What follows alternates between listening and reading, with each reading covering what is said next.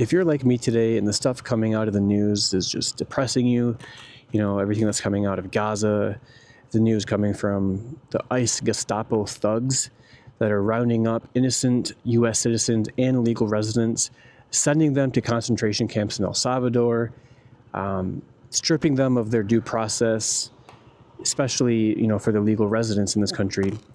All the genocidal news that's coming out of Gaza. If all that news is depressing you, then go buy yourself a motorcycle and go ride. It's beautiful weather here in Michigan, 84 degrees, just before dusk. Sunset is looming over the tree line. You can't really see it from this point of view. Man, but it is beautiful. Just go take a walk, go clear your mind. Do what you can do, advocate on social media and to friends and family, bringing light and truth to these situations that are happening around the world. These absolute fucking travesties. I mean, we're watching a genocide unfold right in front of our eyes. We're watching it in 4K. It's fucking horrible. It's unfortunately expected that the U.S. isn't, on the forefront fighting against it, because we are actively supporting it financially and with weapons. But it's really depressing to see countries who are much more progressive. I'm thinking the Nordic countries, Western Europe. They're pretty much just doing finger wagging. They're not doing much of substance. Nothing that's effective in fighting back against Israel's aggressive war, genocide, and ethnic cleansing of the Palestinians in Gaza. You guys know what I just realized? And this is actually quite depressing. It's that Marjorie Taylor Greene and the show South Park are both fighting harder against the Israel lobby, against Donald Trump and his fascist administration, than any Democratic leader in our government right now. At least over the past week.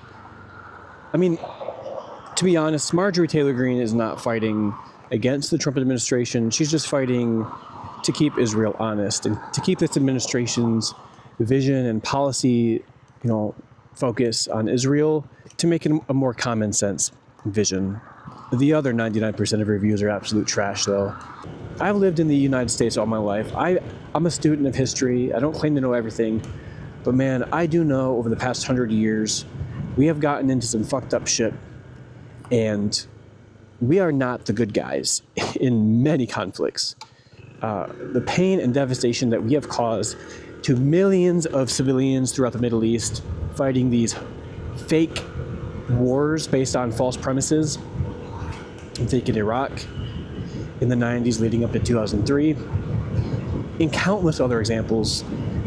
So I expect this type of debauchery. I expect this type of insanity from our country, but not from other major nations. Other nations, I'm thinking the Western European nations, the Nordic nations, should be holding not only Israel accountable through sanctions, but also holding the United States accountable, because we are funding their genocide.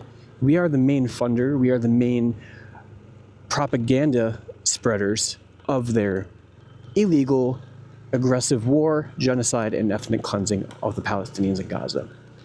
So this isn't going to mean much, but I call on anyone watching this who's living in other countries to call upon their leaders to keep the United States accountable. I know some countries, like I mentioned, are talking the talk, but they're not walking the walk.